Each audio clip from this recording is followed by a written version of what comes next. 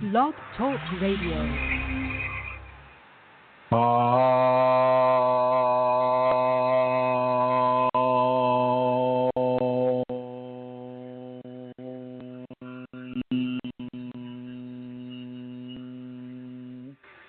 Hello, everyone, and welcome to this conversation about your Kundalini awakening experiences, or equation. My name is Chrism, and I would like to welcome you and others to this conversation. So thank you for joining us, everyone in the chat room. Hello.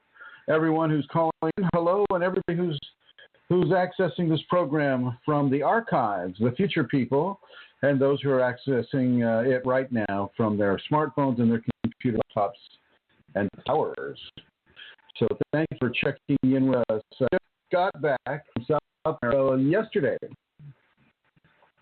I spent about 32 hours in airports and on airplanes, and it's it can be really a challenge to do that. Of course, when you try to fly the most inexpensive way, well, then you're gonna pay in other ways. So that's what happened to me, I think, is I paid in other ways. I went from San Francisco to New York, and then New York to Sao Paulo, and then Sao Paulo to Brasilia, and then I took a 2-hour cab ride from Brasilia to Abidjan. I really want to offer my apologies to everybody who tuned in last week, and I was trying desperately to get it hooked up so that I could do the live broadcast from Abidjan, but I just did not have the technology, i.e. my hotel did not have a steady enough Wi-Fi signal for me to really be able to do it at all, and so I apologize to everybody for that. But I'm going to try to make. I want to thank you, a great thank you to Amelia Santara and Brooke Robertson for giving their experiences and understandings with regards to working with the John of God situation. And I really want to say thank you to both of them for stepping in as we all were kind of tempting in and trying to get it going. Sorry it didn't happen. I thought we were so close. So close. This didn't happen. Anyway. So maybe a little bit of that can happen today.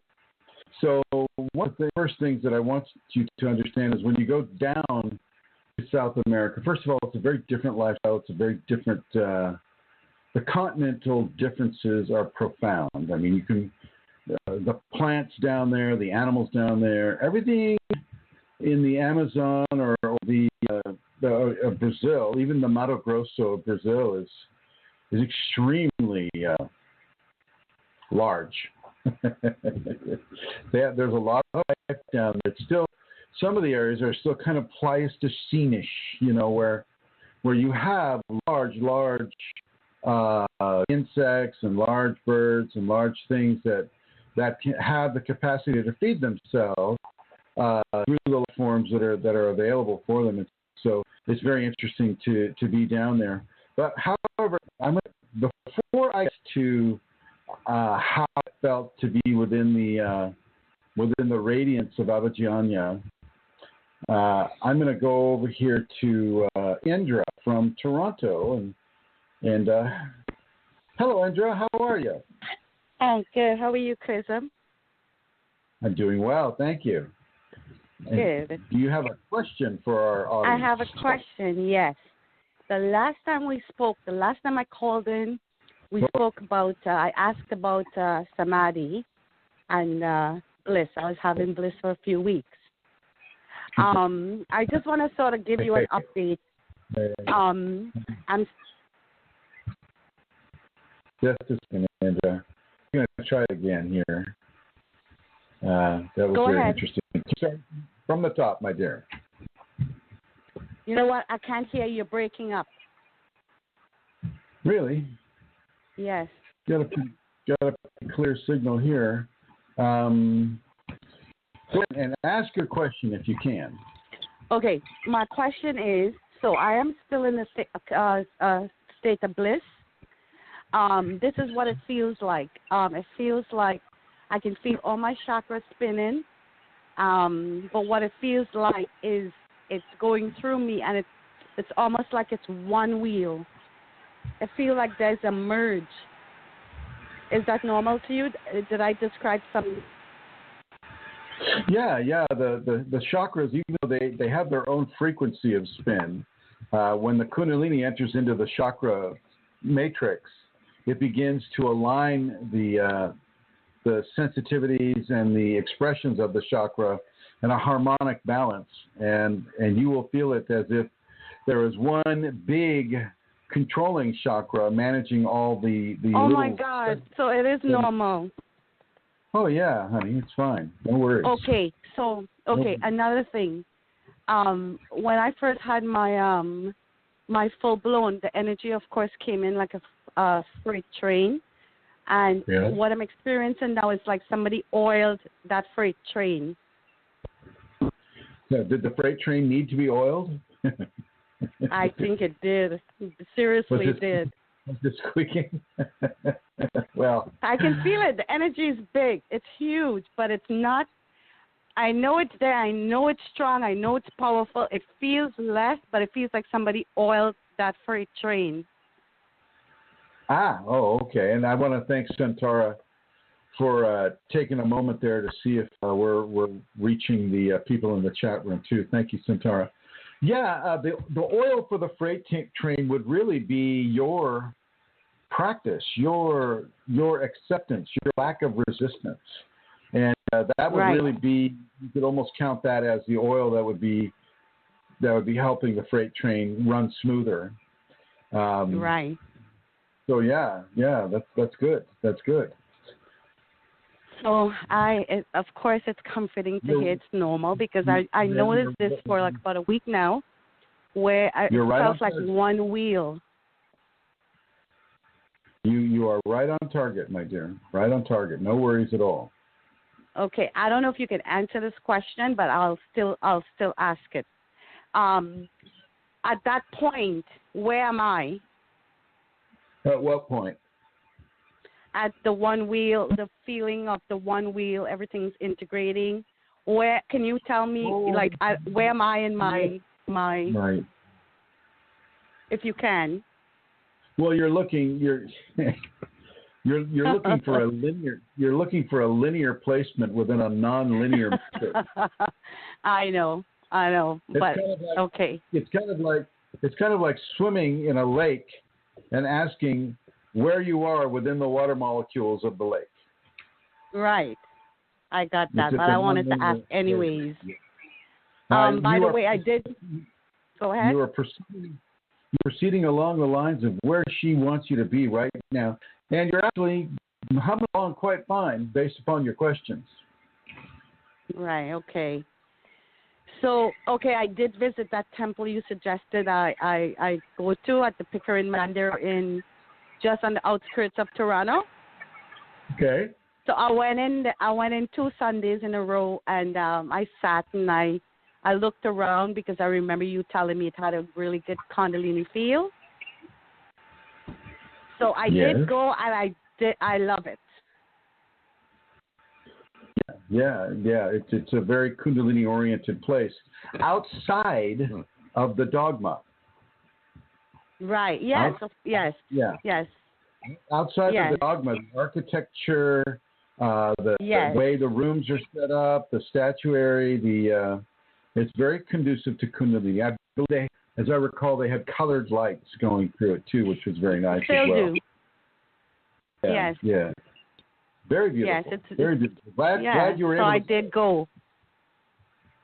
Good. Well, it seems to me, Indra, that you're really cooking with gas, as they say in the Midwest. Right. You are, you've got a very, very steady, you've got a very, very dynamic process that you're experiencing right now. This is great.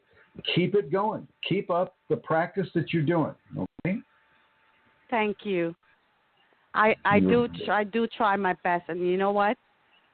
There is firsthand. Where can I run? I can't run, so I have to surrender. That's right. And I wish more people had that realization. You can't run from that which is within you. No, there's no way to run.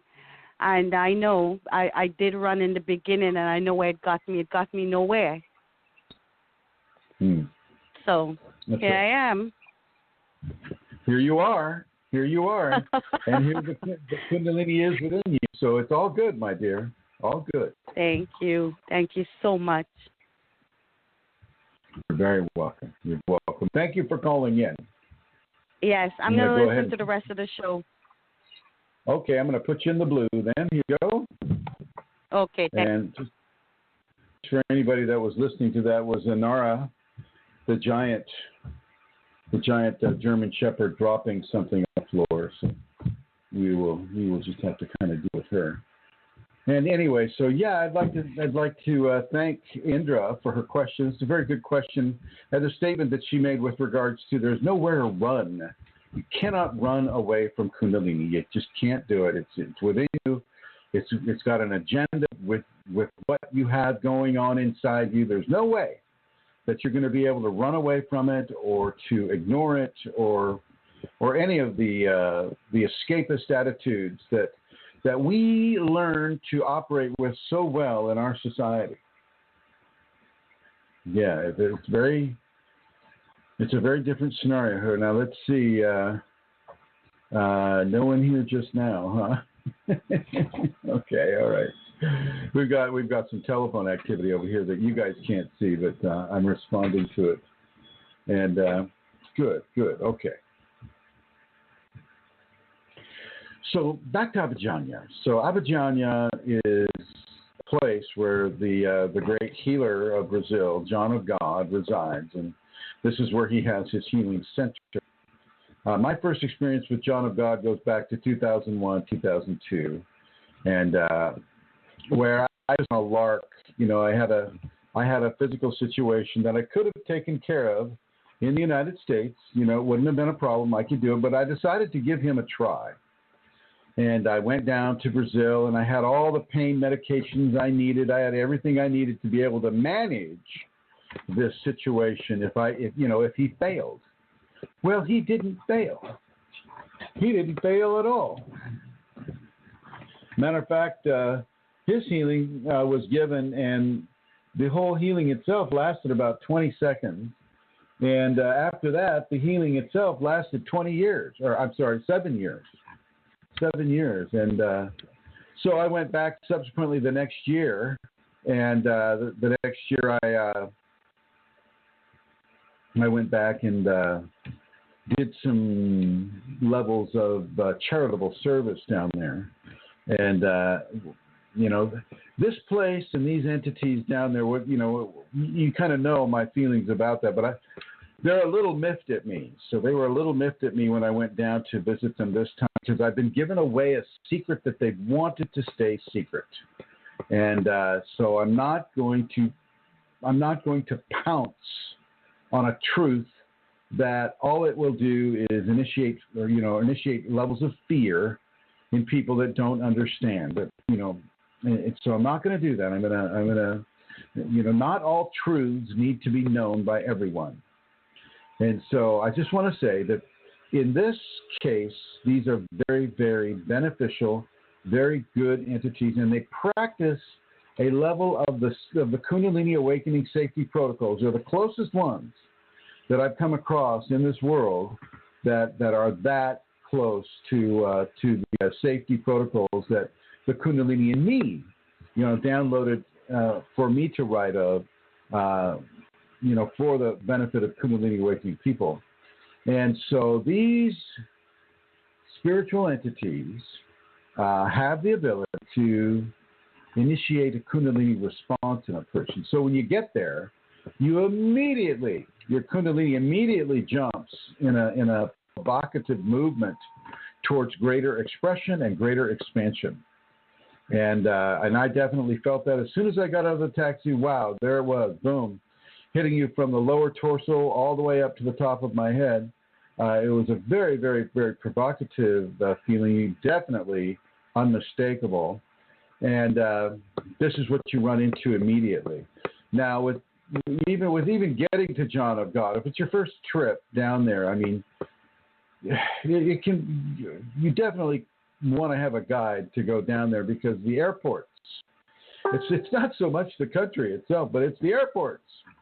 You've got to go, if you fly in from the East Coast United States, you say you're going to fly in from Kennedy.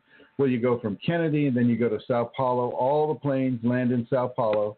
And then you've got to figure out how to get to the national airport at the Sao Paulo airport and take that national flight. And then, of course, your hotel will pick you up at the Brasilia airport, when you land. And so that's easy enough. That's easy enough to do. But you got to remember, hardly anybody speaks English down there. It's all Portuguese, Brazilian Portuguese. And so even though there are some similarities within that language, like no is nao or is now, N-A-O is no. And, they pronounce it now. And, some of the other words are vaguely familiar. But it's very, very, very complex to some degree. You don't want to miss your flight. You don't want to be stranded in a country that doesn't understand your words. And so, you definitely do want to have some sort of guidance as you come down there. So, of course, you speak the language, or you've been down there before. You know how to handle yourself in an airport. When you get to the little village of Abadiânia, it's bisected by a highway. And as you're facing west, the south side of the highway is a normal South American Brazilian village. They've got paved streets and they've got street lights and they've got stores and things of that nature. But on the left side is the normal village. On the right side is the part of the town that is pretty much controlled by what the Brazilians like to call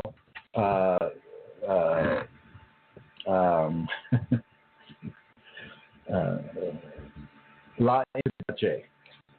So that's the word that they like to use. Entidade, which means the entity in Brazilian Portuguese. And it really does. It really does have a level of control that is significant. Amelia, I'm going to have you step in here. I got to put these girls out back here. Anara is eating everything. Come here, girls. Come here. Yeah. Oh, okay, Chrism. I was doing something totally different. So this is me tap dancing. So I don't want to speak about myself and my experience there. I want to wait until Chrism comes back. So what I'm going to do is give you the addresses you can go to if you would like to make a donation to support the work that Chrism does. Donations are necessary. Donations are very, very welcomed. So I have two websites that you can go to. You can go to www.kundalinisafeties.com, which is a wonderful site, and also www.chrism-kundalini.blogspot.com, and you'll see a donate button there. And please, if you're in a position to donate, feel free. All donations are welcome. Very small donations are most welcome too. So do feel free to do that if you're in a position to do so. Are you back, Chrism? Yes, ma'am. Thank you. Thanks for making that announcement.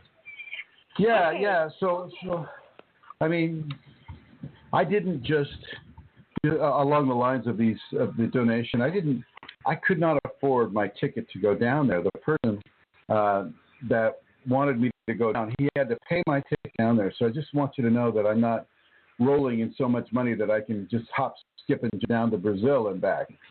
Not that I would even want to, but I did. Actually, Chrism, yeah. Can I interrupt just seeing as you're talking about traveling and can I just tell the listeners that you will be coming to Europe this year, and it's not that you've loads of money and you're flying over to Europe. It's going to be organized by Manisha. Lots of you will know Manisha on Facebook. And Manisha is currently inviting people to consider coming to Berlin next September. And she is inviting people to give their deposits now. because, as you all know, the further out from a date that you get your ticket, the better value you can have. So if if you're living in mainland Europe or the UK or Ireland, these places in particular, seriously consider coming to Berlin next year, or at least in September. And if you're going to come, maybe contact Manisha and talk to her about paying your deposit so that we can get Chrism the best value flight possible. Oh, thanks a million, Chrism. Thank you. Oh, it's so hard. You could do without listening. You're in a fetal position the whole way, and you're holding your urine and whatever else you may need to hold, and you could do without hearing that you're doing another long haul later this year. Bad timing for you, but the European flights are a lot easier because they are, of course. Well, they are just easier. Like the Germany flight was very good, except on the return where you land in Chicago and they put you through a bunch of things. And with Trump as president, things are kind of changing at the airports as well. Anyway, so okay. So as you land, and thank you, Santara, thank you, Amelia Santara, for stepping in while I took care of these girls. And so as you're in Abidjan, you immediately fall under the influence of La Entidade. And La Entidade is very, very, very much a Kundalini-oriented place. Seriously. If you look up on the internet and you look up Saint Ignatius of Loyola and you read about Saint Ignatius of Loyola, you will definitely see a Kunalini signature about everything that happened to him. And this is the patron entity that João Teixeira de Faria, the gentleman that harbors Saint Ignatius, and a guy named Dr. Augusto, who is doing most of the work right now. Definitely a Kundalini scenario. And Saint Ignatius lived in the 15th century Spain, and he was kind of brought up in a well-to-do family, and he went to work for a duke, and he decided that he was going to become a military man, and so he became a military man, and he became very good at his weapon, which was sword, and he would hear somebody challenge the divinity of Christ, like an Islamic person would come up and challenge the divinity of Christ, and St. Ignatius would just kind of run him through the sword after challenging him to a duel.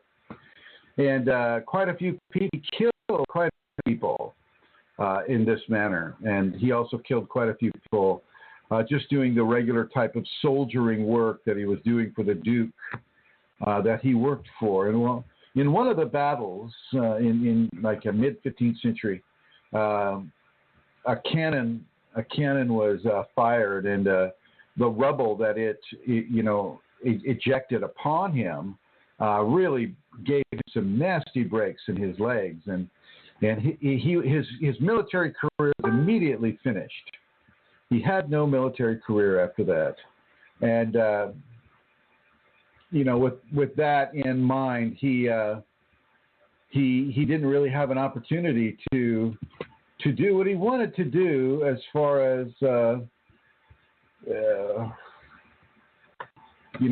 his career path and the whole bit. He wasn't really able to do that, and so he started reading some biblical things. Like in the hospitals back then, the reading material that you had at your disposal was basically biblical verses, and he started reading some biblical verses, and it became very attracted to that, and so this led to him wanting to convert to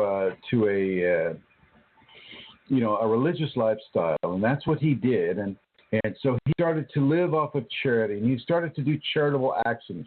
He would help at the hospitals. He would help injured people. He would really go out of his way to do this. And at the same time that he's helping, he's living in a cave somewhere in Spain, and he's living in a cave, and he's meditating 5 hours a day, praying and meditating 5 hours every day. Well, he starts to have waking visions.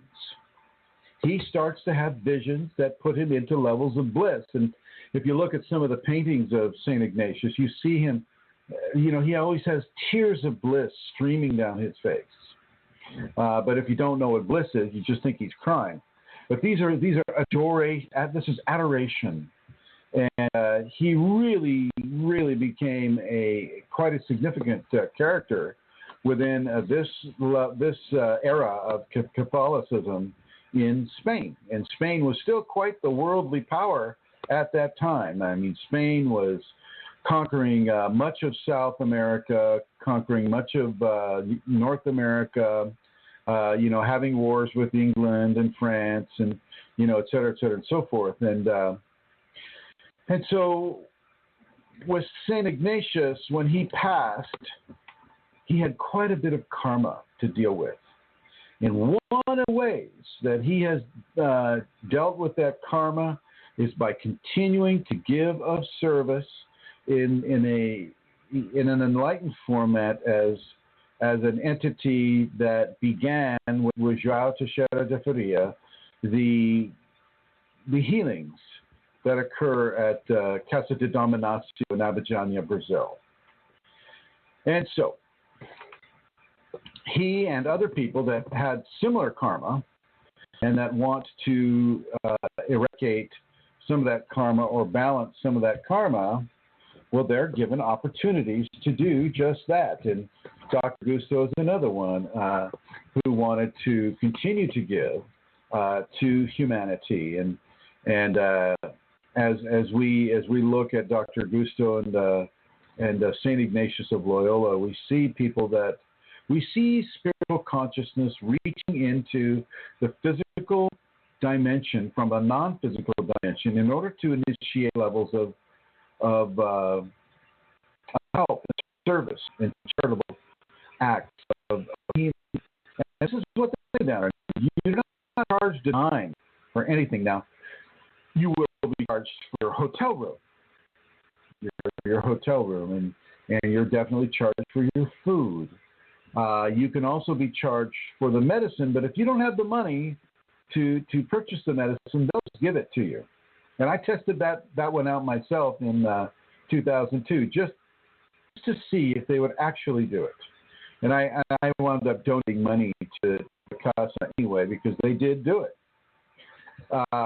And so it's, there's a very strong level of self-service, charitable actions, and a strong dynamic of parapsychological experiences that a person can have down there. Because we're dealing with heightened levels of Kundalini expression within people that do not understand or realize what Kundalini is, it can be absolutely fascinating to the people watching a person get cut on while they're standing up without any surgical gown, without anything, just lift up your shirt, we're going to slice into you. And, oh, by the way, we do a 7-inch surgical incision to your abdomen and your leg. And I mean, talk all the way in, a tumor can be grasped by a person's hand, pulled out of you, and then you're sewn back up, and you've spilled about 8 drops of blood. This is the type of phenomena that is fairly consistent at the Casa de Dominacio. It sure was back in the early 2000s.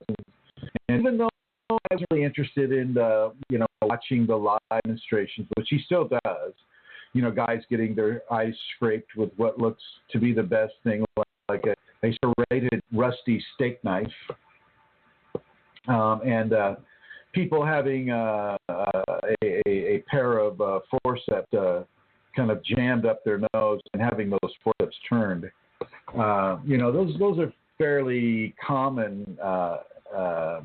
The fairly common of indications of what happens down there at the Casa de Dominacio. But most of the time, people choose an invisible surgery. This is what I chose. and it was very, very effective, as I mentioned earlier. It lasted quite a while, too. Now, sometimes they don't last forever, but they give you just enough time where you can either get the funds you needed to get in order to do the work on a more permanent level, or it is a permanent healing. Definitely a permanent healing. They have a sacred waterfall down there, which they call a cachoeira. Cachoeira is waterfall in Brazilian Portuguese. And it's a very beautiful area of the Mato Grosso. And I'll be posting some videos of it so that you can see it. It's very beautiful. It's very expansive. It just goes on and on and on. The Mato Grosso is bigger than most countries. It is a huge expanse. And Brazil itself is a huge country, easily bigger than the United States. I'm fairly certain, although I don't have that as a fact. The very first night I spent there, there was a huge level of Kundalini spiking going on with me there. A huge level of spiking the Kundalini, and it was really, really powerful. They spiked it, and then they'll take a little bit of it, and as they take a little bit of it, you know that they're using that for healing, and I was more than happy to partake of that. Now Cole is saying that it's a little choppy there. Is that right? Can everybody hear me okay? I'm just going to wait. Anybody in the chat room able to hear it okay? Oh, it's better now. Okay. So when you go into and you know, first thing he had me do was sit in the cleaning room, and they have it separated in two different rooms. They have the cleaning room where entities and issues of an egoic nature or selfish nature or evil nature are cleaned away from you by the entidade. And there's more than just two.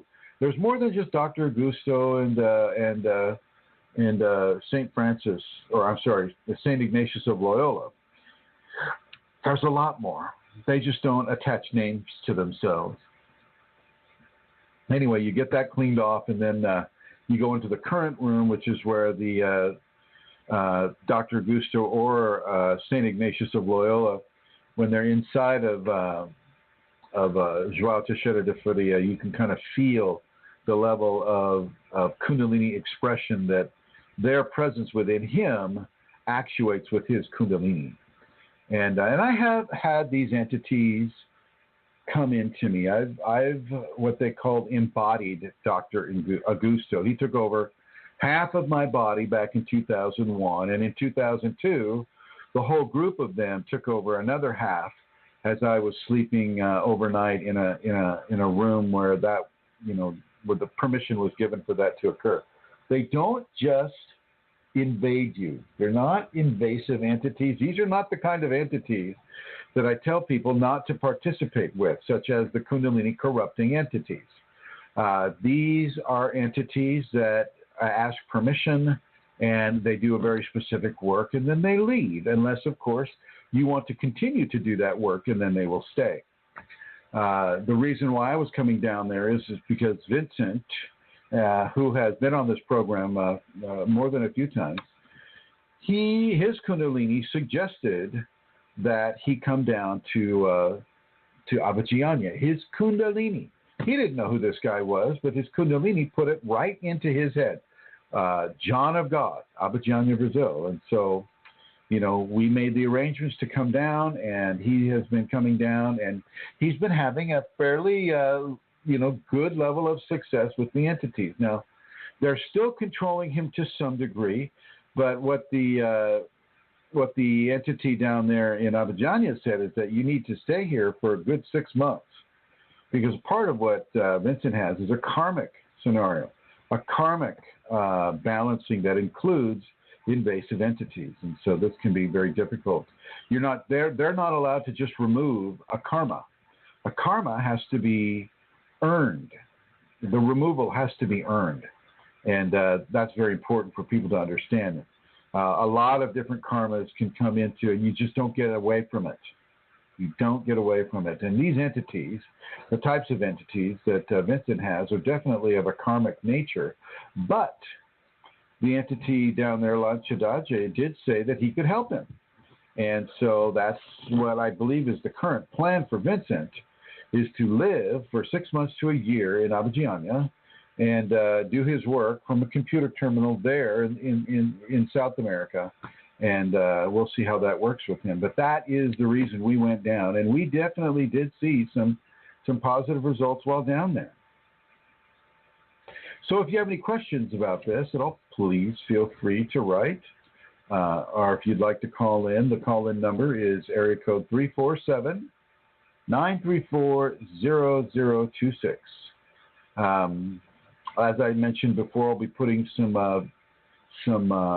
YouTube videos together about this trip, and with many different visuals of the casa and the surrounding area, and what it's like to live in that tiny little town that's on the way to two major cities, Brasilia and Goiânia.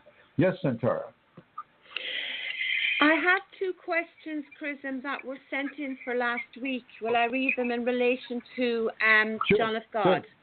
Sure. Yeah, so Joe said on the group how many years ago, when she was reading about Joe Dedeus, John of God, she was brought to her knees in tears of love and gratitude, and she would really love to know how it feels to be there. What does that actually feel like? And the other question was, it's about the entity extraction. Once you have completely extracted all entities, is it possible that the place extracted will need another cleansing, or how long can it stay clean? Thank you. Okay, I'll take the last one first. When the entities are extracted out of a person, there's basically a level of free will that is inserted into the equation. When these kinds of entities come into a person, one of the first things they take away is your free will. The free will meaning that you ask them to leave, well, they don't leave. You ask them to be quiet, well, they don't be quiet. They insidiously keep trying to corrupt and to torture you through yelling at you, screaming at you, trying to talk you into committing suicide, telling you to do any and all various unethical, immoral actions. And it's a pretty constant 24/7 level of forced programming that is being pushed at the person. And so when these entities go away, well, that goes away. And that leaves a pretty strong level of silence and freedom within the individual. And it feels very, very, very profound. The other question is, how does it feel to be there? Well, there are levels of adoration that can occur. When I was walking up to John of God the second time, it was on the Wednesday of the following week after I'd been there a few days. I walked up there. My Kundalini went into immediate levels of bliss. Strong, strong, strong levels of bliss. I was really asking it to back it down so that I could actually communicate with John of God, which I was like 5 people were ahead of me before it was my turn to be in front of him. And, so she finally did back off, and I was able to ask my question and experience his response. But it's not so much being, for me at least, it wasn't so much being in his presence. It was more so being in a room where everybody's meditating very strongly, very quietly, with eyes closed, and their Kundalini, little portions of their Kundalini is being made tangible, and so your Kundalini will respond to levels of itself being expanded through the Lanchadaje, through the other people, and being present in the room. So you're literally walking through a cloud or a fog of Kundalini awakened energy. And boy, you can certainly feel that. And that is enough to bring you to your knees in tears, for sure. So I hope I answered those questions adequately. When you're there, you really don't have anything else to do besides pray and meditate and converse with other people that are there. And so, most of my time was taken up in prayer and meditation. And Vincent and I would go to the center, and we'd find a chair or a seat, and I would have Vincent lay down on the stage where most of the healings are being done, or I'd have him do a triangle for other people, because one of the catechisms of healing is that you get a stronger healing if you try to give healings to other people. So if you try to reach out and better the life of another person, well, then that is also going to be reflected in the level of healing that you receive from Lion Tadaje there in Abidjania. And so we would put our, they have triangles there, which is definitely a Kundalini symbol of Trinity. The two lower corners of the triangle would be sacred male, sacred female, and then the upper point would be God or divinity. And of course, you could also say that it's a male triangle with the point on top, and then you can flip that triangle so that the point is down, and that's the feminine triangle. And so there are many different ways to see this. They sell the triangles there that you can bring home and put in your house. I got a few, and it works. It works when you put your head into the center of that triangle. You can actually feel yourself you can feel an energetic current crackling around your face as you put your head into that wall, with that the triangle is on. Very provocative, very pronounced. I was very happy to be there. I didn't see any poisonous snakes, but I did see a really rare blue butterfly, which was very beautiful. When we went down to the sacred waterfall, it was amazing. It was amazing there, and they have little monkeys down there that are very small, maybe about 8-9 inches tall, maybe a little bit taller, and they just kind of inquisitively look at you, and they make little hoo hoo hoo sounds, and they're very, very shy. It was a very, very, very wonderful trip, and I'm very glad I made it, and I recommend it to people. Rachel Burnett is saying on the chat room here that she had a realization last week about Jesus' teaching Kundalini, and cried like a baby, and totally Jesus taught Kundalini. Jesus actually taught Kundalini because he had it. He had it to teach, and and this is where we understand that the kingdom of heaven is truly within.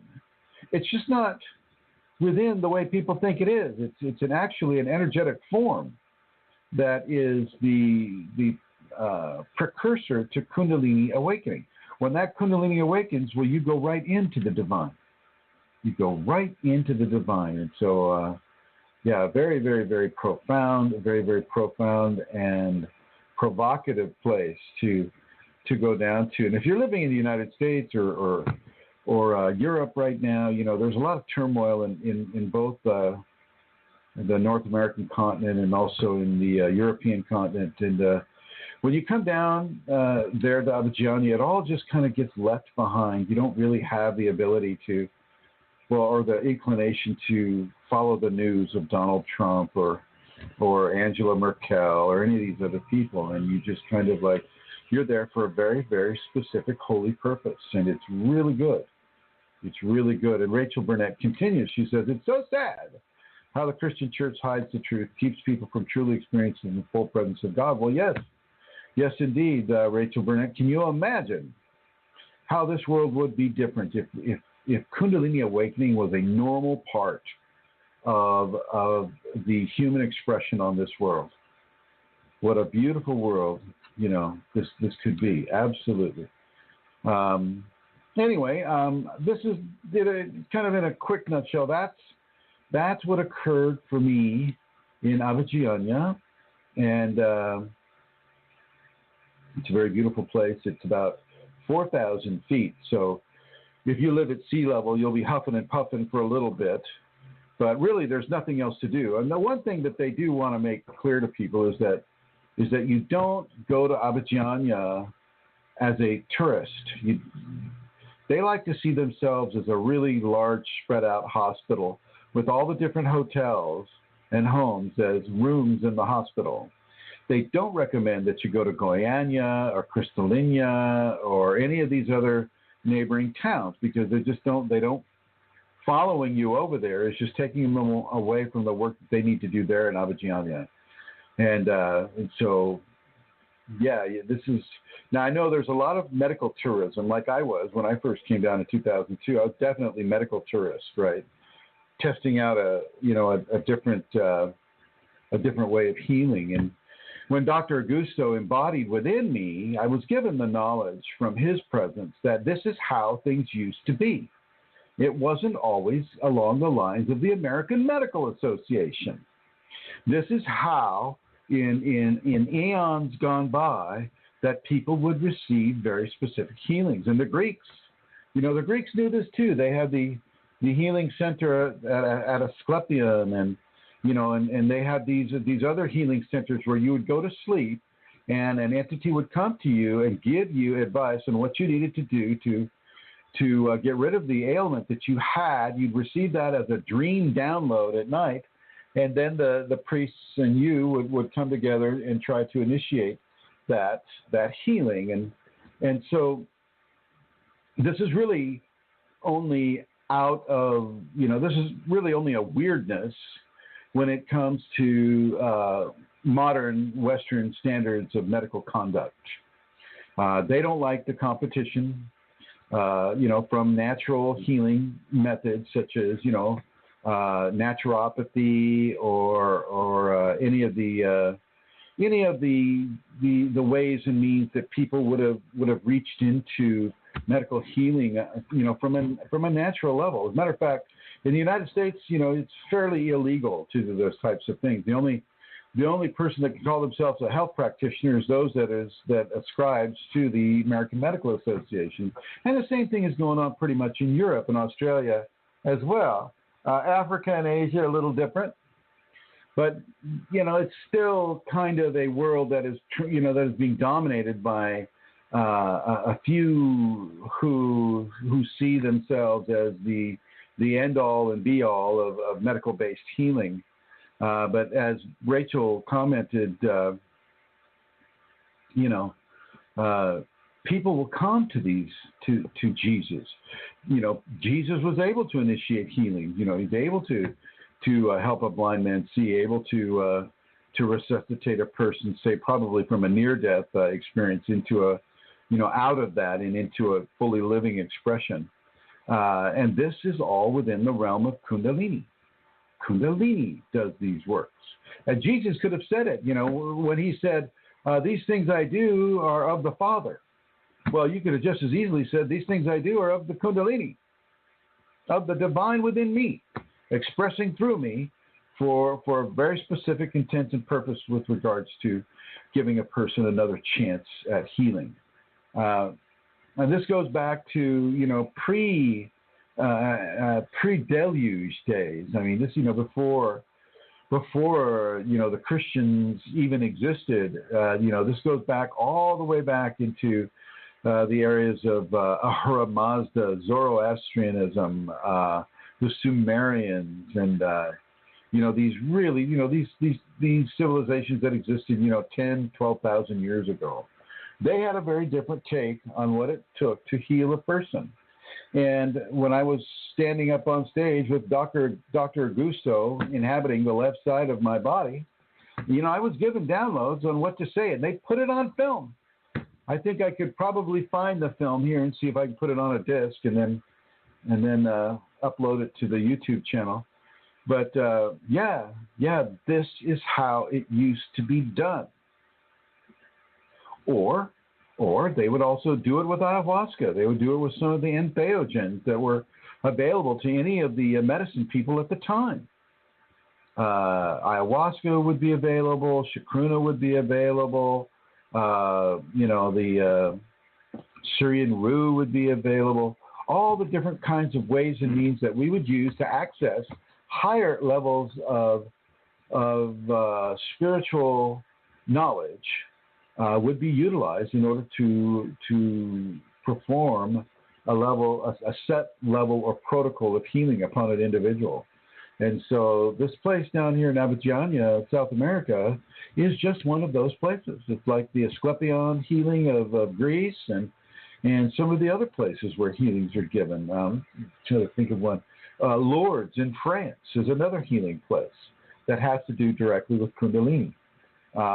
Medjugorje is turning into that. Now, I'm not buying into the visions of the Virgin Mary so much. When I went to Medjugorje, I got a real feeling of, this is kind of like an arranged scenario to bring the Catholic faith into a specific place and to be a center of higher spirituality than what the Balkan wars of the 90s, of the early 90s and late 80s were suggesting. And so kind of a counterbalance to the horrible atrocities that took place in Bosnia and Serbia and Croatia and some of the other countries in that area. I didn't get a real feeling of divinity like I do at John of Gods or like I did at Lourdes. So just saying that, maybe somebody else has a different experience with it. All right, now I'm going to go ahead and open it up for questions with Her Holiness, Miss Santara. Put you in the red, my dear. I'm in the red, Chrism. Thank you. Okay, so the first question, actually, I will go straight to. It's a question on ayahuasca. And the lovely lady who asked this might actually be in the chat room there. So she says, I feel led to do an ayahuasca ceremony. I have the plant. My partner and I are both light workers. I feel led to do my own ceremony. Kundalini has even given me the chance to use. Can I have a device from Chrism, please? A device? No, can I have advice? Advice. Oh. Well, I take it the person hasn't done this yet, right? No, the person hasn't done this yet. Keep an eye in the chat room there in case the person is there and adds to it. They haven't done it yet. They have the plant and they're asking, what do you think? Kundalini gave her own chance. Well, I did that. Singing. Okay, I did that. My very first time with ayahuasca and chacruna. And you can't just have ayahuasca. You've got to have the chacruna with the ayahuasca or you're not going to go anywhere with it. Okay. You've got to have the MAO inhibitor and you've got to have the DMT-containing plant. The DMT-containing plant is the chacruna, also known as Psychotria viridis, and the ayahuasca, Banisteropsis caapi. You've got to mix the two. You've got to boil them down, in a certain way, for like 12 hours. So that's what I did, and I didn't do any chanting. I didn't do any singing. I just laid down on a bed, and I had a babysitter in case I decided that I was going to fly.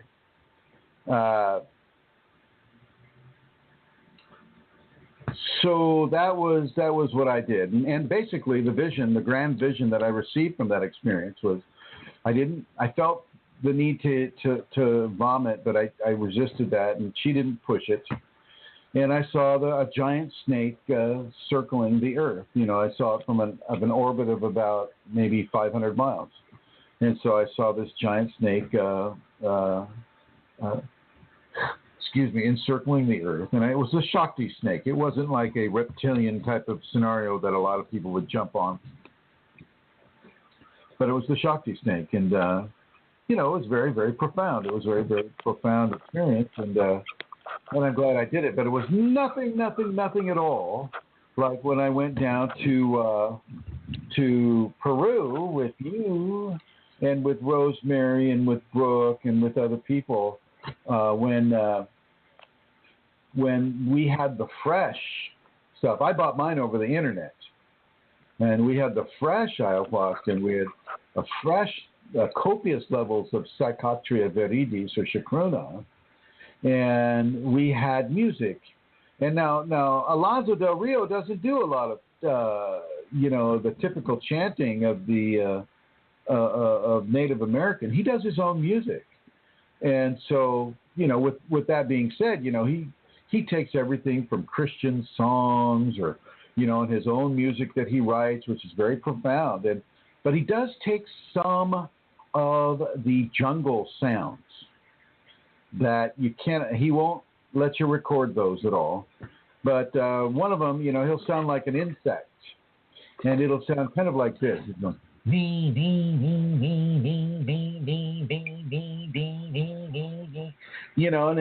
if you look at the pictures that I put on Kundalini Awakening ! Of a giant insect that lives in the jungles of the Mato Grosso, you can kind of get to understand that you would definitely hear sounds like that in these jungle areas, and certainly within the jungles of Peru.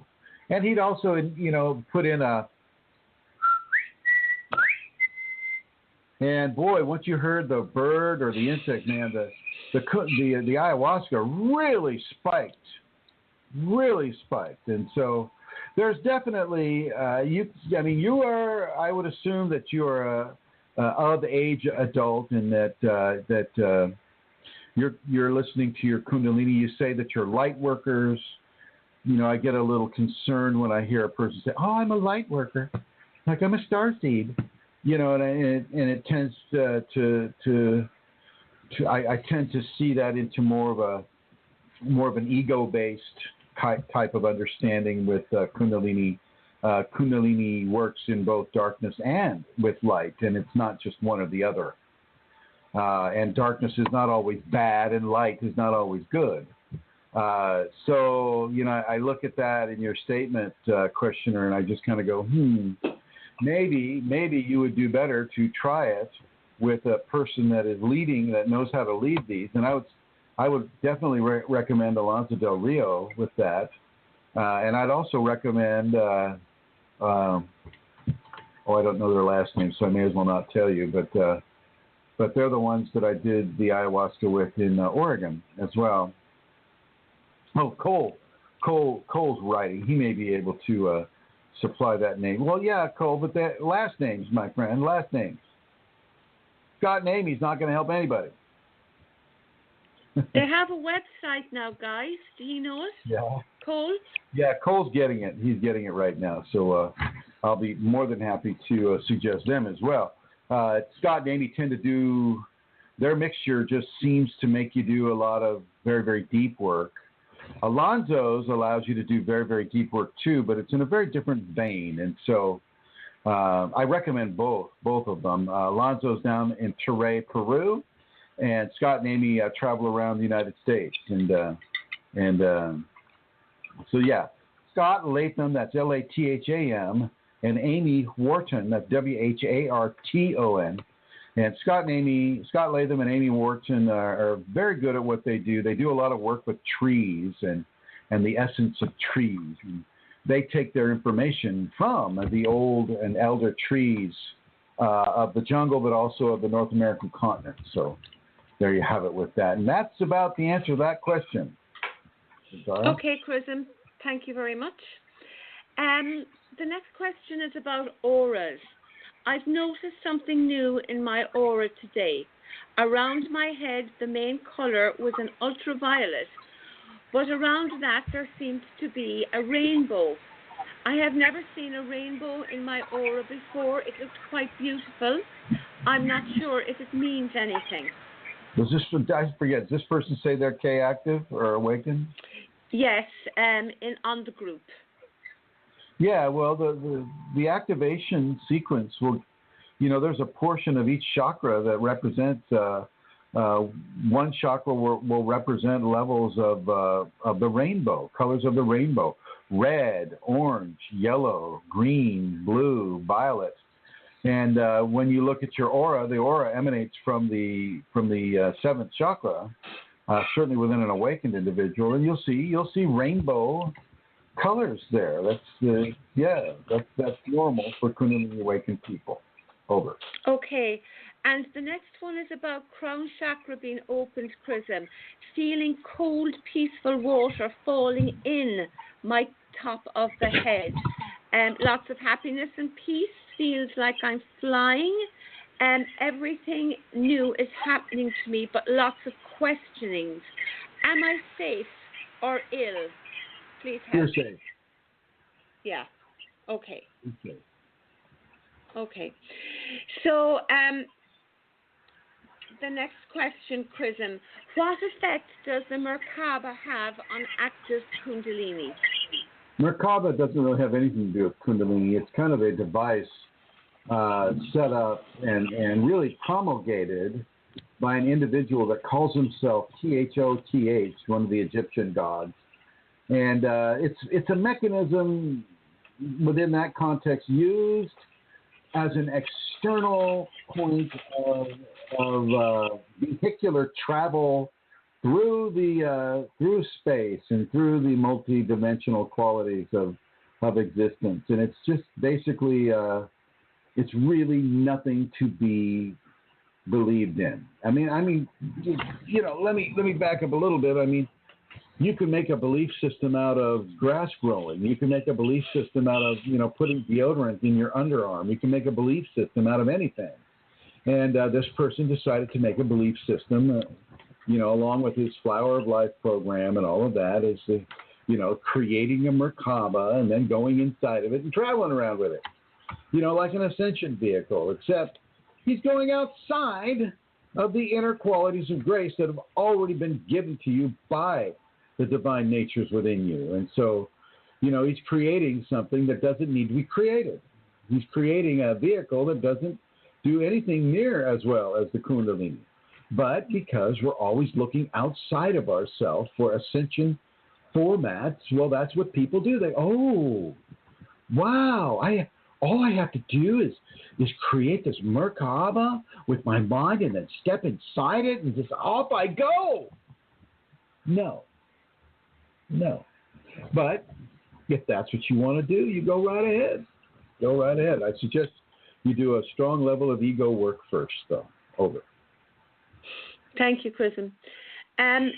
Next question. I'm finding that Kundalini will cause me to let out a gentle sigh and not inhale for quite some time. While this is happening, I feel calm and I feel an internal smile and a guiding feeling of, that's it. Is this common? Yeah, that's common. Definitely common. Okay. Over. Okay, Chrism, thank you. The next question, and I know you've actually addressed this on the group, but I'm asking it. Chrism, can you explain the names and terms like Nadi, Siddhi, Chakra, and their relationship with each other, and the ultimate goal of the Sadak, who is trying to awaken the goddess Kundalini? I want you to read my response to that guy. Okay. See, I take these away from the group so they're all together. So now I have to go over. Read the response. I have to go over to the group. I don't read this off the group. What I told the guy is that's a lot of work. And I said, you do the work and you get back to me with what you find.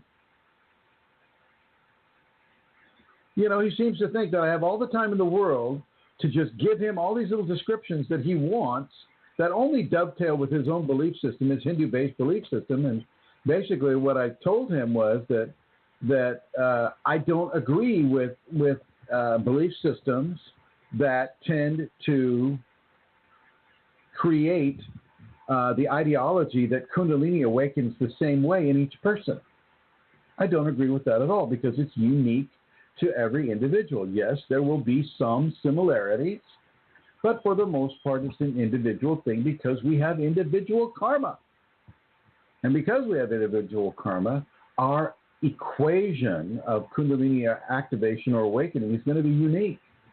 And, you know, the Sadak and how long a Sadak must be doing this and, you know, all these little phrases and words that he put into that really have nothing to do except with Hindu-based belief systems really don't really matter within the context of Kundalini. They only matter within the context of the belief system, which would be Hinduism in this case. Over. Thank you, Chrism. The next question is about Lyme disease, and that it's mentioned in the group a lot. Is there a connection with Lyme disease and Kundalini, and could this be the reason why all my joints crack painfully and loudly all the time? Thank you. Not necessarily. A Kundalini can also cause a transformation within the synovial fluid aspects of the ball joint, of the shoulders, the elbows, the knees, the hips, the ankles, the wrists. And so, the synovial fluid is what makes things go very, very smooth within an individual. And so that doesn't necessarily mean that there's a Lyme disease connection there. Lyme disease does have a lot of resonance with Kundalini awakening symptoms. And so this is where people will think they're having Lyme disease when in fact they're having Kundalini. And I think the converse is also true. People will think they're having Kundalini when in fact they're having Lyme disease. But I think going at it from that tangent, thinking that they have Kundalini first and then Lyme disease second, would initiate a level of repair upon that Lyme disease. And so it would be a very, very strong, I would advise people to go to Kundalini because, frankly, right now there is no cure for Lyme disease at all. And Lyme disease initiates a level of an organism called a spirochete. And these spirochetes are the ones that are in the bloodstream and that begin to work in a negative way upon the tissues, the organs, and the human body in general. And the Kundalini doesn't have spirochetes. Kundalini has energy, but the energy itself permeates the body, which means that if you had Lyme disease and you awaken your Kundalini, well, the spirochetes themselves are going to be directly affected by your Kundalini. Let's see. And this can lead to a possible healing for that individual. Over. Thank you, Chrism. Okay, so this person was in bed and they heard bees all over my room, but there were no bees. I just heard them. What does this mean? Maybe you have bees inside the walls. They do that sometimes. They do. They do. I know. Here in Santa Rosa, I had a queen bee decide she's going to make her home in the attic, and then she forgot.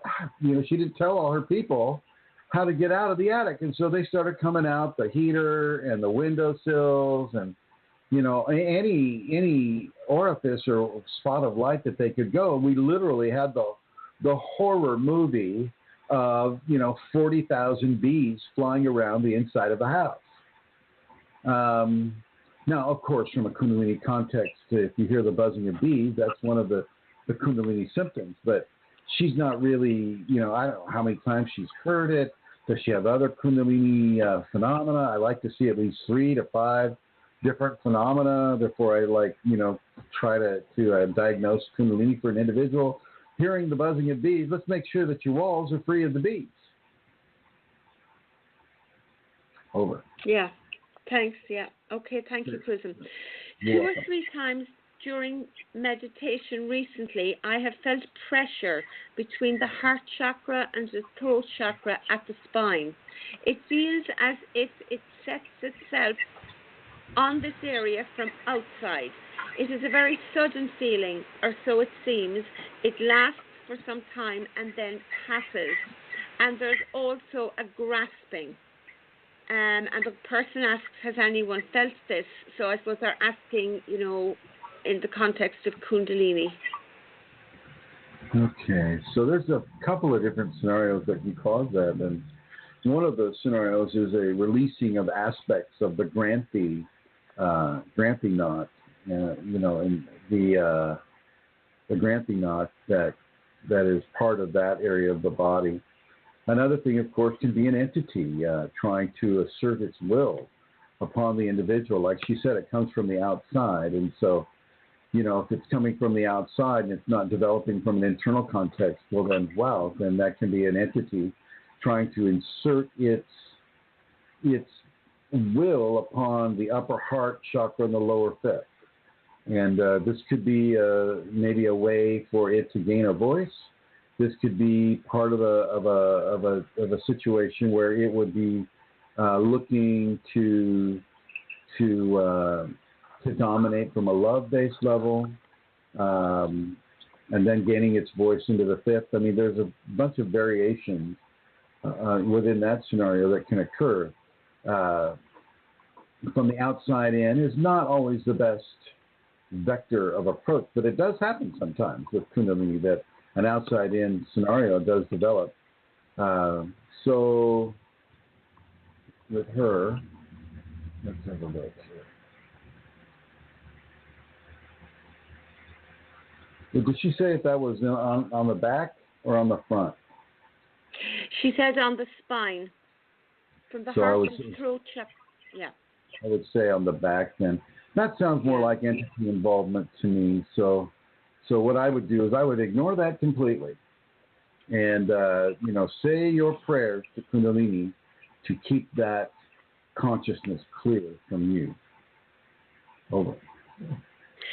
So, Chrism, if something like that is happening and you're unsure, there are other symptoms or phenomena that's going on, and you're not processing whether it's an entity or if it's Kundalini, can you do something during your meditation that not protects you, but that puts you into a position where you are given to the Kundalini, that without having to decide if it's an entity or not? Can you restate that? I'm asking you if when you're meditating, as this person was, and you begin to feel something that may or may not be Kundalini, maybe an entity or maybe Kundalini, and rather than, wondering if it is or it isn't, can you do something that puts yourself into a position of only being for the Kundalini in that moment? You can state that.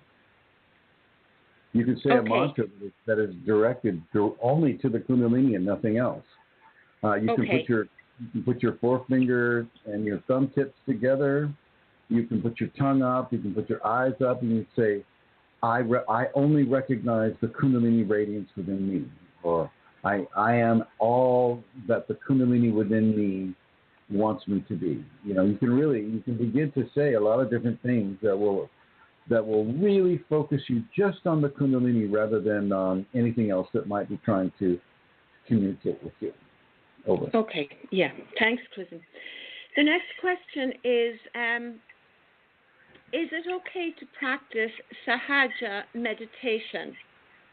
Sahaja. Is it compatible? Sorry. Sahaja is a Sanskrit word that means natural, but the Sahaja people are basically those that worship Sri Mataji. And Sri Mataji is this woman that has a gunshot between her eyebrows. Looks like about a .45 caliber. That's the Bindu. I'm commenting on her Bindu. Huge Bindu. And to make it look like, well, I'm really activated. I've got this Bindu the size of a pie plate. And they give all their money to her, and they worship her, and they're really all about that level of giving to their leader. This is why I don't let the Sahajans in the group if I can help it. I say it right there in the group description, not a Sahaja group. They're very, very virulent in their desire to worship Sri Mataji as the coming of the Virgin Mary or Shakti or whatever else they like to compare her to. She's just a regular person, but she's just a very wealthy regular person because people have been giving her, their homes and their cars and their lives and all the things that we don't like to part with here in the West. But one of the problems I have with Sahaja is, they'll help a person get their Kundalini going, and then when that person is at a very, very, very delicate balance point, within the Kundalini awakening, they really push forward a strong level of programming towards, Srimataji and all this stuff that puts them, kind of catapults them into an area of adoration and worship that may not be most conducive for their development. And so I tend to keep those out of my communities as much as possible. Over. Thanks, Chrism. And the next question is, my understanding is that the most important thing is to surrender to one's Kundalini, the divinity within, not a teacher. Is my understanding correct? Well, unless your Kundalini gives a teacher to you. A lot of people, they dream of a very specific teacher, and the Kundalini is saying, go to this guy, or go to this girl, or go there, go there, go there. Listen to what this person has to say. The Kundalini itself will do this because she wants you to hear it from that source. And so, yes, you definitely trust your Kundalini, but part of trusting that Kundalini is trusting the teachers that she sends you to, if she sends you to them. Over. Thanks, Chrism.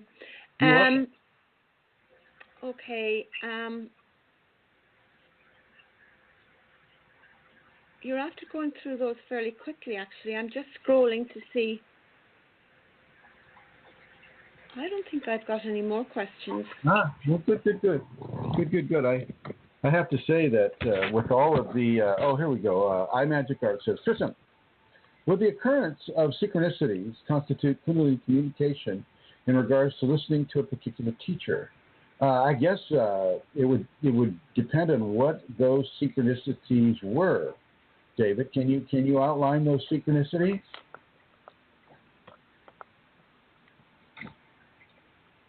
Just give me 2 or 3 examples. One of the examples that commonly occurs with me is that a person will dream of Chrism, and the Kundalini itself, over and over and over, will tell that person to go to that Chrism person, and eventually they do, or at least they try it out, and then they'll either agree with it or not. But the occurrence of synchronicities constitute communication. Yeah, I guess it could. I mean, if you go to, say, a certain teacher and you see a rose there, or just a rose laying, or maybe a blue feather just floating down on the seat where you're supposed to sit, or, what kind of synchronicity are they phenomena-based synchronicities? Are they synchronicities? Here we go. And Atlanta Seeker says, I had a dream about you this week, Chrism. Oh my gosh, was I on an airplane in a fetal position, wondering if I could go to the bathroom? Thank you, Atlanta Seeker. Thank you. So iMagic Art, can you tell me what kind of synchronicities you're talking about? Oh, Chrism, Magic Art is here. I'm going to put you in the blue, okay? Yep. Hey, David. Hey, Chrism. It's David, right? I get confused when I see. Yeah, okay. So tell me about these synchronicities. Well, a few weeks ago, I was listening in the chat room on my laptop, and as you were speaking, I noticed an ad on the bottom right corner, and the ad was displaying what you were speaking about, which was very bizarre. The ad had really nothing to do with what you were saying, but the visuals on the ad, I don't remember the topic, but it coincided exactly with what you were talking about, to the point where I even had to click on it. And it went to a site. No, but it went to a site, an ad for a company that was completely not relevant to Kundalini and what you were talking about, and it happened again. Same thing. On the ad of the website had a flash demonstration of something that clicked again with what you were talking about. It was very bizarre. It kept happening 3 or 4 times. Well, I think that you, David, you've already kind of received a level of information. I think that your Kundalini is propelling you to hear some of these words, right? Yeah, if I'm ever in doubt, it just occurs again. I drive a lot on the road, and even billboards and signs will coincide if I'm listening in the archives. Right. And so, yeah, I would see those as relevant synchronicities. Given I don't know or remember what I was talking about with regards to that, can you remember anything about it? Not specifically. I remember you were talking about something in dealing with energy and a flaming ball, and it was just really bizarre. The ad was a flaming. The circulation of light? Yeah. Sure. And the ad was what? A flaming pool ball with a number on it. Exactly when you were saying it, that looked like a planetary or galactic vision on this ad. I just had to click on it. And then you made a joke. There was various ones, but the 8 ball showed up. It was a flaming 8. I was like, wow. Wow, that's interesting. Yeah. It did. Let me ask you this, David. Did it strike you on a personal level of synchronicity with what I was saying? I think it did. Then that was a direct communication from your Kundalini to you, using symbols rather than words, or symbols and words. If I was talking and I cracked a joke and the 8 ball did something, then yeah, it would be, you'd be getting two different kinds of information at the same time that were harmonious with each other in a way. Yeah, definitely. But yeah, I mean, it definitely this can occur. I mean, and I don't care if it's me as a teacher or somebody else. If you're listening to Osho on watching a YouTube of Osho or something like that, and let's just say Osho is talking about speaking to animals, and all of a sudden you get a pop-up that shows a person talking to a kitty cat or a bird. Well, then you can kind of make the bridge within the topic of Osho's conversation or the topic of the pop-up. You can make that bridge. Random, ads are typically random to some degree. If we have cookies, and with the Osho information, maybe it would be titled "Talking to Animals," and then the cookie would direct a specific advertising that would be targeted to you for talking about cookies or talking about animals, right? Animal communication. So I don't know that. Let's see. So this site here says, what is it? I guess it's Kundalini Conversations with Chrism, right? Something like that. Yeah. But they don't know what I'm talking about. See, that's the thing with live. This is a live program. And that is that's the difference between looking at something that's already, visited by spiders and all of these types of things. That's the difference, because the spiders right now don't have any clue about what I'm talking about at all. So with that past show, and as you were listening to that past show, I would definitely connect that more to the Kundalini than anything else. Yeah, for sure. I'm seeing an ad right now. Someone was, they're just taking pictures of food. It just wasn't relevant to anything on the screen. Wow. Exactly.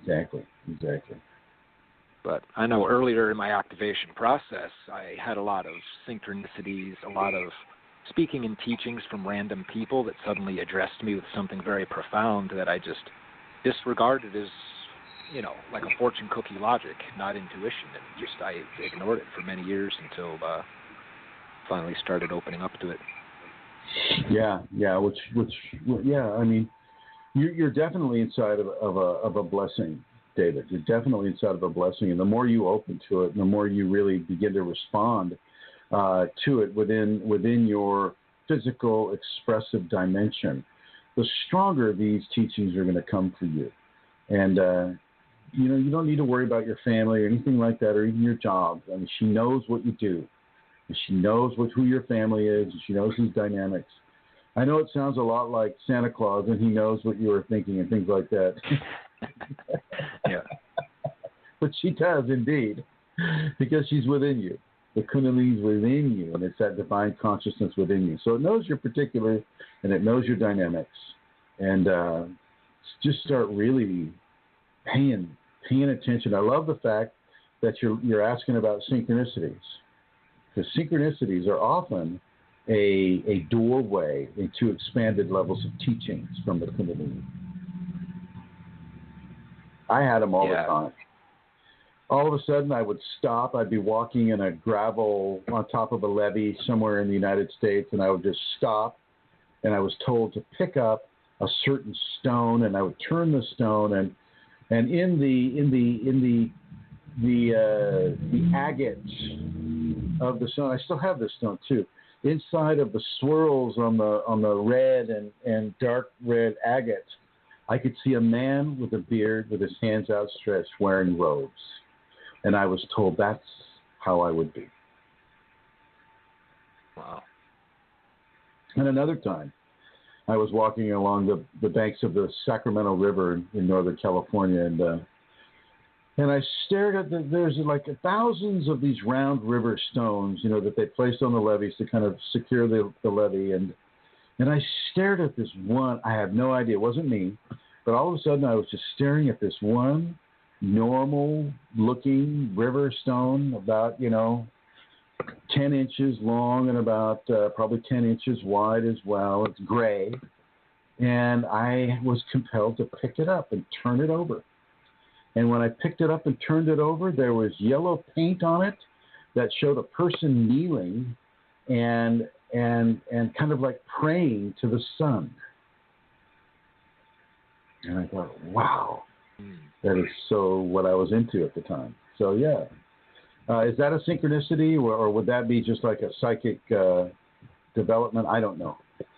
But intuition can really bring you into levels of comprehension with what the Kundalini is showing you. And the very fact that you spoke up about these synchronicities with you is a very, very clear indication that you are getting greater and greater levels of communication and input from your Kundalini to you. So I just want to say congratulations for that.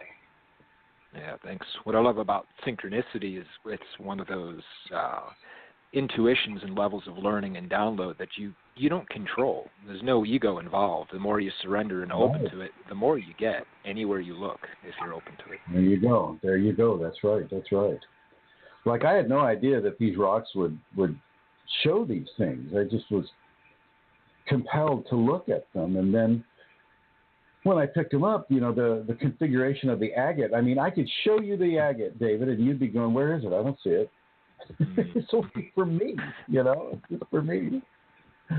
And I could draw, I could take an up-close photograph and everybody would see it, but you'd have to really, it'd have to be detailed. And, yeah, it's just amazing. Yeah. The synchronicities that we get are basically are non-linear communications.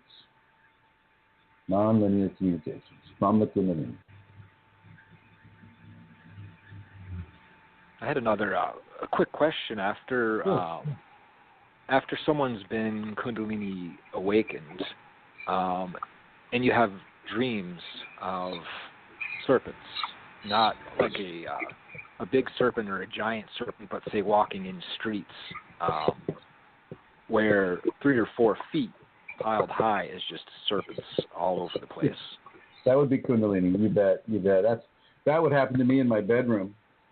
I'd all of a sudden wake up in a lucid type of scenario inside the bedroom, and I would have snakes all over the floor, all different colors.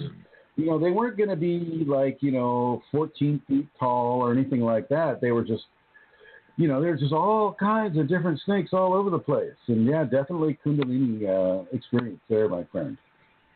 Definitely. Yeah. I mean, physically, if a snake crosses my path, I would probably be afraid of it. But for some reason, walking lucidly in this dream, I was not afraid walking through streets filled with serpents. eventually you won't have that fear of snakes. I mean, I remember my friend almost stepped on a Pacific Coast rattlesnake as we were walking down Vernal Falls in Yosemite, and I saw the snake first. Beautiful snake, by the way, very pretty. And I put my hand on his chest and held him back before he stepped on it. And the snake just, it's just going on its own way. It didn't have any interest in us at all. But if he had stepped on it, he would have been bit for sure. And snakes are just really, really cool people. And just lately, I was walking with Brooke. I was walking the dogs over on a place called Willowside Creek, and this kind of a long, like a 4-foot serpent was lying in the grass on the side of the road, and it had kind of like a diamond thing, but it diamonds on its body, but it didn't have the arrowhead shaped head. And so I knew it wasn't a viper, but I was very curious. And what it was one of the rare examples of a California king snake. Very, very good for the environment, very friendly and very intelligent serpent. And I just thought, God, how lucky is that? How lucky am I to be able to see one of these things up close and personal? I took pictures of it, and it didn't move. I had my iPhone with me, so. And spiders are the same way. I've had students come over here when I was in an ashram and I was running the ashram. I'd have students come over and they would see a spider lowering itself onto them the size of a Volkswagen, and they would be able to see the individual hairs and things like that. Well, that kind of translates over into seeing spiders wherever you go. Wherever you go, you start seeing spiders, and you start respecting them and not being so afraid of them and not killing them, that type of thing. Same thing with the snakes. Yeah, we have some spider issues here. I live in New Mexico, and when it's warmer, we get spiders crawling out all over the place. My family gets me to pick them up gently and to get them outside. That's right. Do you get the tarantulas over there? We've seen 3 tarantulas, a couple of black widows, brown recluse, and then some of the other types of spiders that are harmless. Oh, you have brown recluse in New Mexico. That's not good. But even the brown recluse, they're not out there to kill you. They're not like hunting humans, right? They're just trying to live. That's all. Yeah. So, just trying to live. It's hard if you come across them by mistake. They can be pretty scary. But. Oh yeah. Just don't put your hands in dark areas. Yeah. It's the same advice that you get in Arizona. Don't put your hands in bushes that you can't see all the way through, because there's that coral snake just waiting.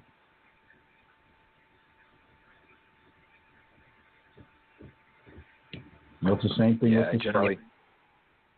You guys have the Gila monsters out there? I haven't seen any here. Okay. Yeah, it's definitely in Arizona, the southern Arizona type of creature. Really nice.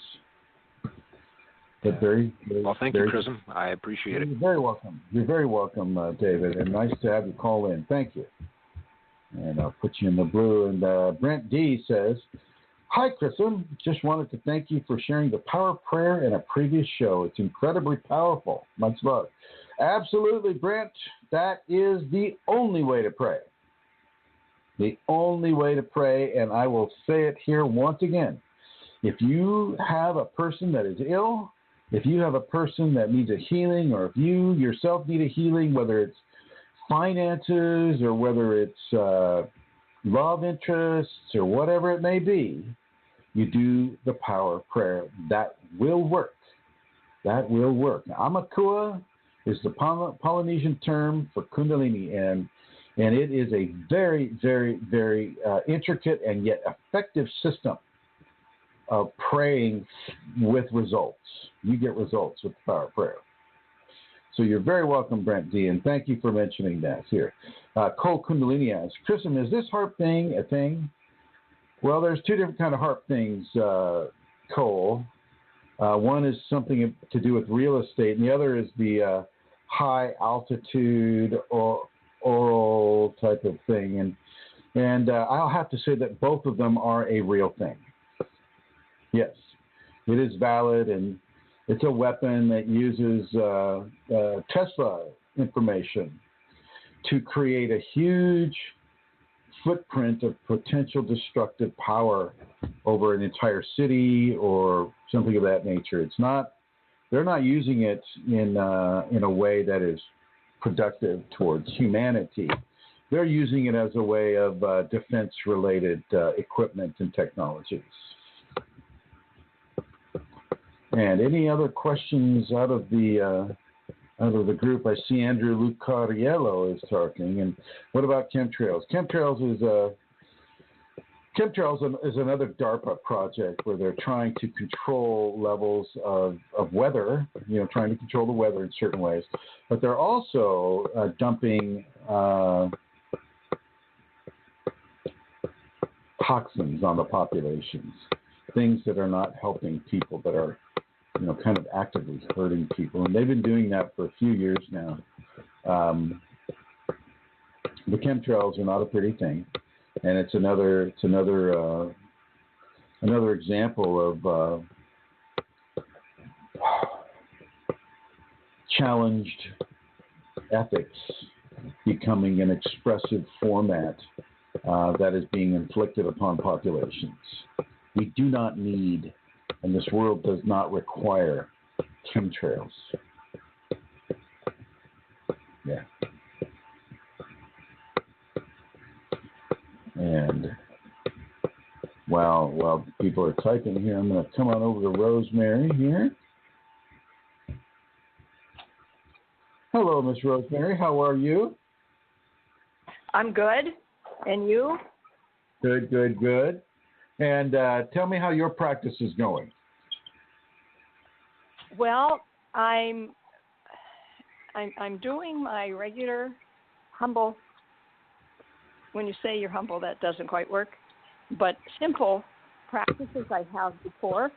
And when I was reading, when you were away and thinking about you and praying for you too, and Vince, that was me where I am looking towards or looking at something that I have not participated in.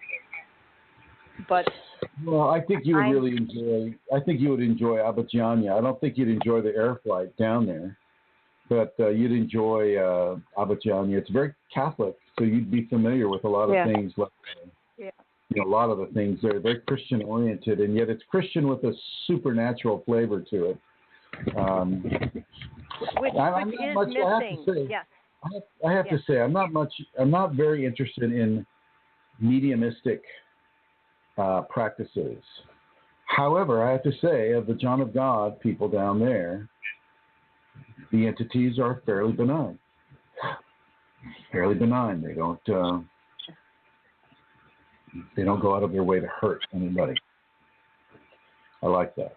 Well, what you described of the Christianity, it's that mysticism that I find people saying to me that they miss and would like. They're people who know my practice and what I do, and that they're looking for that in the traditional, in the mainstream Christian church.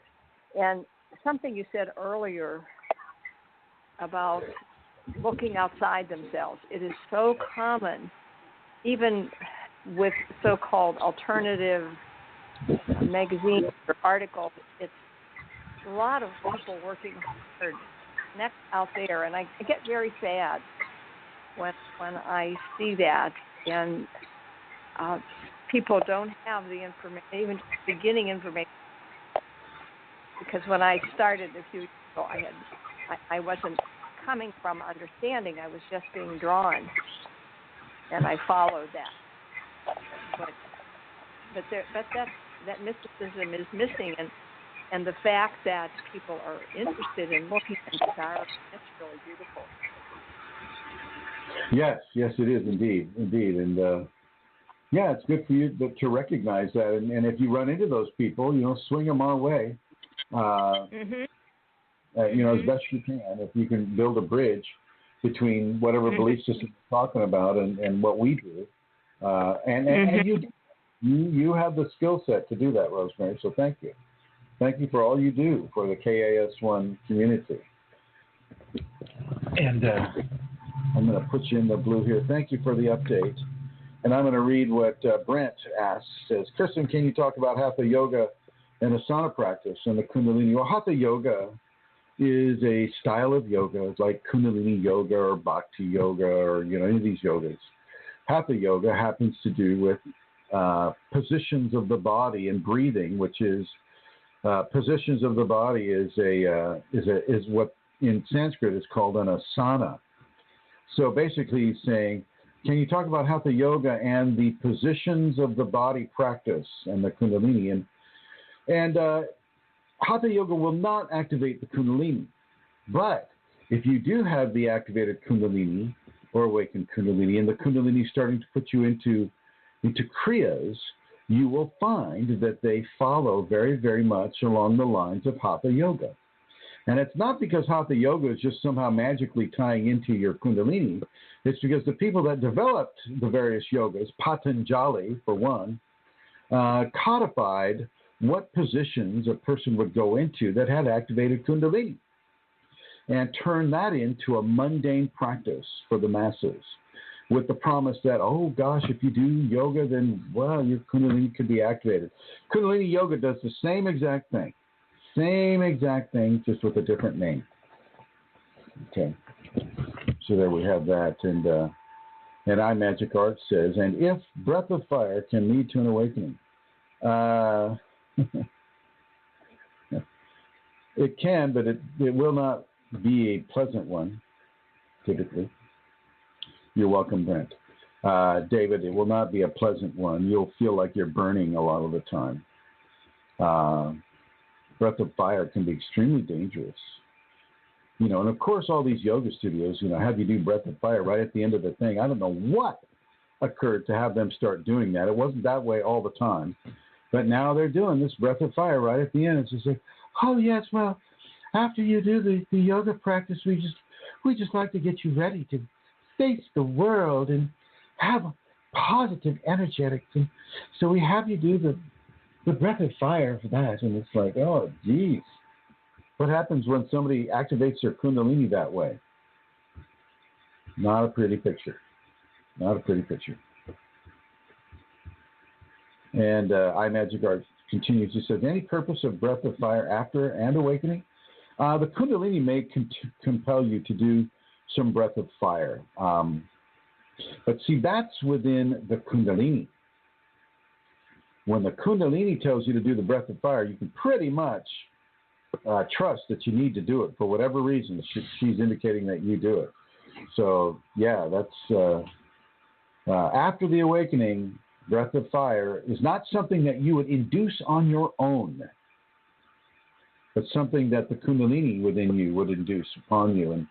And that makes the big difference. And Rachel says, because Western yoga teachers don't know. And she says, I know, I was one. Well, Rachel, you're an activated woman now, so you know what you didn't know then. So there you have it. And Rachel continues, she says, I feel like yoga helped prepare my body for Kundalini. Well, I think it could, especially if you're a teacher. That means you're doing it every day. I don't know if you've had the Kriya phenomena yet, or if you've had it at all, but it could help plow the road, so to speak, plow the road for a person. Well, ladies and gentlemen, I'm going to go over here to Amelia. And Amelia, hello. Emerald Isle woman. Huh. Celtic, hello, Chrism. Questionable concept. I just want to say once again, thank you to you and Brooke for handling the show last week. And I apologize to everybody for not being able to bring the Abhijnana through the radio show to everyone here, but I appreciate you and Brooke doing that yeoman's work there. Very, very much appreciative and grateful for that. And I look forward to next week. I will be here. I have to say I have a bit of a headache and I feel like I have dysentery to some degree. So I may need to make a deposit pretty quick. A financial Let's go deposit. then. Go.